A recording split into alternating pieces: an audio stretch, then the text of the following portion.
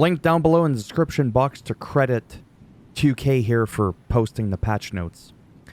Addressed reported concerns that a crash might occur when selecting any options within community creations. That's a huge one.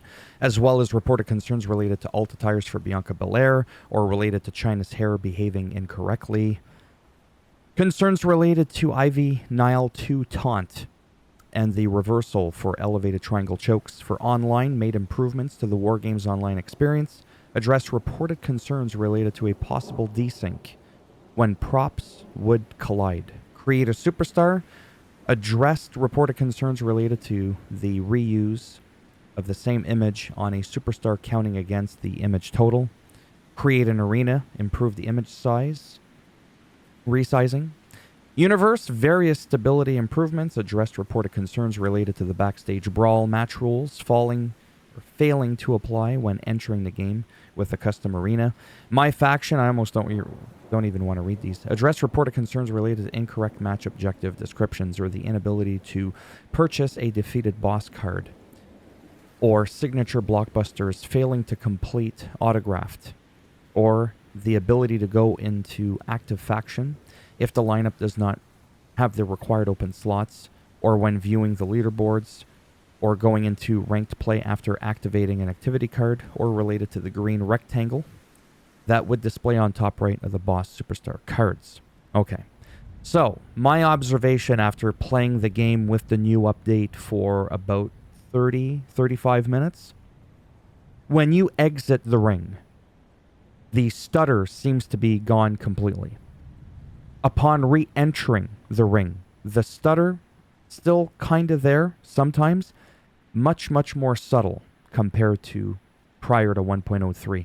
Not really enough to complain about it, but enough that you could sort of kind of pick up on it if you really watched out for it. I just want to be clear what I've been seeing. Reversals, we all know, are working pretty good, much better than in 2K23. Pin sliders in universe mode still do not function unless you edit your match beforehand. Even if you reselect the same match type, that in itself will fix the pin sliders so that they stick during your match. However, if your match is already a one-on-one normal match, your pin sliders will just function as is. Okay? The camera cuts, I've talked about this. Lots of people have talked about it. They still don't work. I mean, they work, but they work too well. If you turn them off, they still trigger. Okay? So they haven't gone ahead and fixed that yet.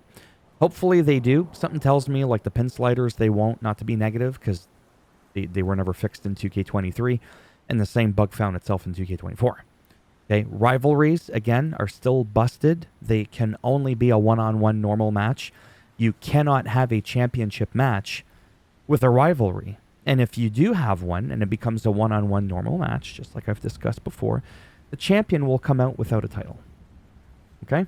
And there's a few other little oddities here and there that some people have been reporting that I can't officially confirm myself. So, a step in the right direction. This is our day one update. And yes, I will complain a bit. I just wish the camera cuts to me. I just wish that could have been thrown in there. To me, that's my single biggest complaint. Yeah, I don't see anything in here overall, just overall improvement. I mean, various stability improvements for Universe, but that to me falls under the gameplay, just like in general, because it does feel a tad smoother. And another thing I want to talk about, to try and be positive, is despite those things, the moment-to-moment moments, if that makes any sense. There is something about it that feels more refined, that feels smoother, more complete. I don't know what the word is I'm looking for. When you're doing 5-10 matches in a row and you're really banging them out on 2K24, apart from the camera cuts and the odd jitters and stutters during the camera cuts, okay? And you go back to 2K23, I have to admit, there's like, oh, that kind of slightly feels different. Something that words are hard to describe, but it's enough of a noticeable change, whatever that thing is, just the fluidity of it, the whole gameplay of it, that I'm still playing it. I'm still pissed off. I don't take back what I said.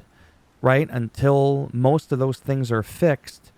At that time, when I recorded that video, I don't take that back, right? It's a cautious buy.